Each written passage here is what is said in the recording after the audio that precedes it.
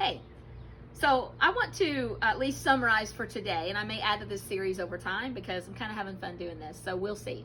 But the last thing I want to talk about in this series that I have done this morning on wheelchair etiquette, how to engage, not to make assumptions, how to keep someone safe, respecting someone's wheelchair and their mobility equipment. At the end, I want to kind of challenge you with one more thought, and this is a question. How do you respect someone that uses a wheelchair when you're not even with that person? You can look around and you're not even with someone that uses a wheelchair. That's not your population. That's not the demographic you personally are in. So how can you, as an individual who cares, who wants knowledge, how can you continue to respect someone and the life they live and the challenges that they're meeting every day? But how can you respect that and add to that as an individual? Well, I'm going to give you two scenarios, and maybe you can even think of more. But let's talk about wheelchair accessible bathroom stalls. Now, first of all, I want to say to all you mamas out there, I've been a mama that wasn't in a wheelchair. So I get it. They put the baby changing stations most of the time in those stalls. I guess there's extra space and they figure why not. That can be a bummer. But I also understand you're a mom. You can't leave a cart full of kids in a bathroom where strangers can take off of them. I think most of the disability community perfectly understands that dynamic because they've sort of made that stall for you too. And that's okay. But if that's not you, and you just say, yeah, but that was the only one that was empty and there were 3 others. All right, you may go in there and do your thing, but within 10 seconds of you being in there, somebody that is in a wheelchair, and many times if we're in a wheelchair, we're already battling neurological issues, which I've had videos on this and you can look on my channel and playlist, but that involves a neurological problem with your bladder and your bowels, and that can be a big issue. And if I come in that door 10 seconds after you do, there's probably only a certain amount of time I have to take care of my needs before I'm going to have a major problem, an accident. And it's because you could not wait with your perfectly healthy bladder on a stall for 30 more seconds. And you say, yeah, but I didn't even see anybody in the store in a wheelchair. Who cares?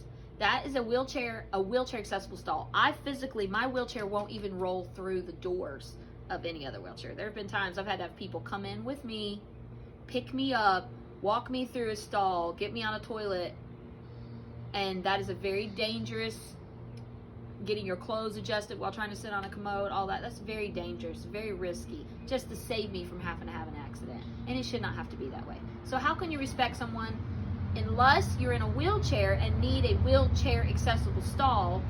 Don't use it. Don't use that stall. Or unless you're a mom with a bunch of kids, that's fine too.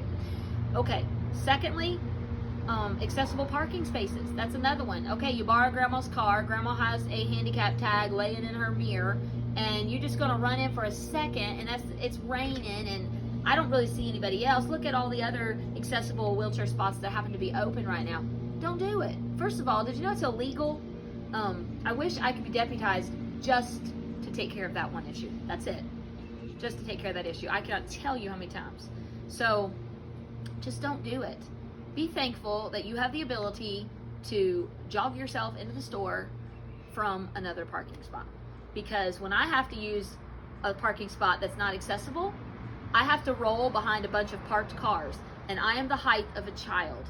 I've had multiple cars almost back out and hit me because I've not even been able to park in an accessible spot. So how can you respect someone you're not with, that you're not even have a wheelchair user with you at all?